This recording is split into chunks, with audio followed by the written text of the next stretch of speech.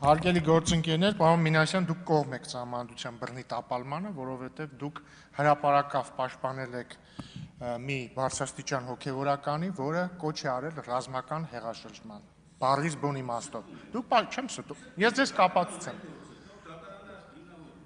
Ես հիմա չեմ խոսում դատական գործի մասին, ես ասում եմ բարձրաստիճան հոգևորականը կոչ է արել ռազմական հեղաշրջման, հետո էլ ասել է ես կոչ եմ արել ռազմական հեղաշրջման։ Այստեղ դատավորի մի ընդհատեք ինձ։ Էլ չեմ ասում ինչպես եք պաշտպանել մեկ այլ բարձրաստիճան հոգևորականի, որը մեղադրվում է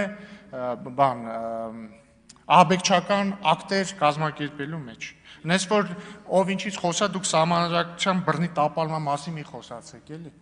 Հաջորդը, էլ չեմ ասում, որ 004 շրջաբերականը ենթադրում է Հայաստանի անկախության վերացում եւ հետեւաբար Սահմանադրության բռնի տապալման դեպք է այդ թվում։ Բայց անցնեմ նախագծին։ Ինչ է ենթադրում նախագիծը, հարգելի գործընկերներ, եթե ես ճիշտ եմ հասկանում, եթե սխալ եմ հասկանում, պարոն Հայրապետյանը իր եզրափակիչ ելույթում կուղղի ինձ։ Մինչ այս պահը կարգավորվում է մուլտիպլեքսում արկա օտարերկրյա ալիքների գործունեության հարաբերակցությունը ՀՌՀ-ի հետ, այսինքն ՀՌՀ-ն կարող է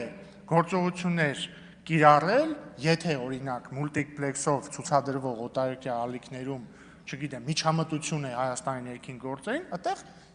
այդ թվում միջազգային պայմանագրերով կարգավորված է դա։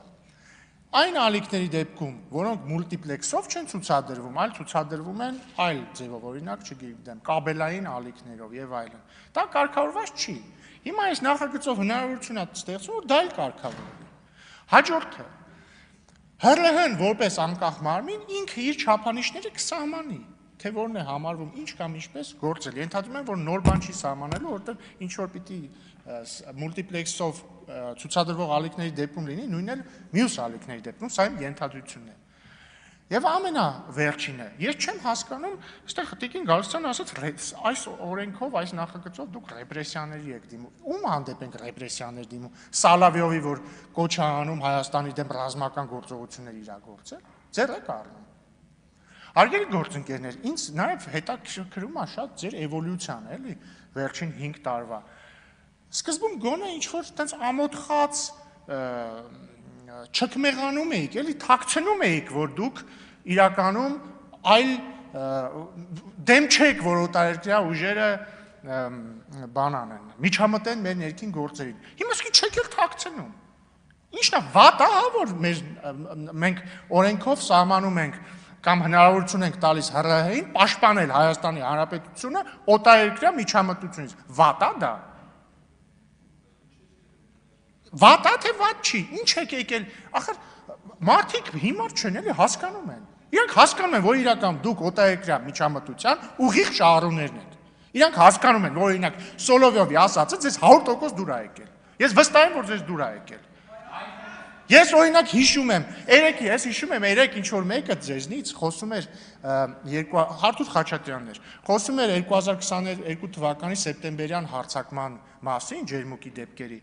Եվ նենց հետաքրքիր է, որ իմ մտքին միանգամից եկավ, ես հենց որոշեցի հիշեմ, էլի, ինչ էր անում Դաշնակցությունը այդ օրը։ Ու ես հիշեցի ինչ էր անում Դաշնակցությունը այդ օրը։ Միտինգ էր անում։ Ես ուզում եմ մեր հանրությունը նաև իմանա, որ այս քանի որ վերջապես խաղաղություն է հաստատված, կարելի է նաև սկսել խոսել վերջին 5 տարիների մասին, այս ծանր շրջանի մասին։ Ամեն անգամ, երբ որ մեր սահմանին եղել է էսկալացիա, հարձակում, չգիտեմ, կրակոցներ եւ այլն, կառավարությունը եւ մենք ունեցել ենք երկու մտահոգություն. ինչպես պաշտպանել մեր արտաքին սահմանները, ինչպես պահել մեր ներքին կայունությունը, որտեղ դուք ամեն անգամ որպես Աստծո պարգև եք ընդունել հարձակումը մեր երկրի վրա ու միանգամից փորձել եք միտինգներով խժդժություններ հրահրել։ Չի ստացվել, հետո ներգրավել եք տարբեր հոգևորականների, չի ստացվել հոգևորականների ղեկավարին եք ներգրավել, չի ստացվել դրսերից ինչ-որ օլիգարխներ եք ներգրավում, բայց չի ստացվել։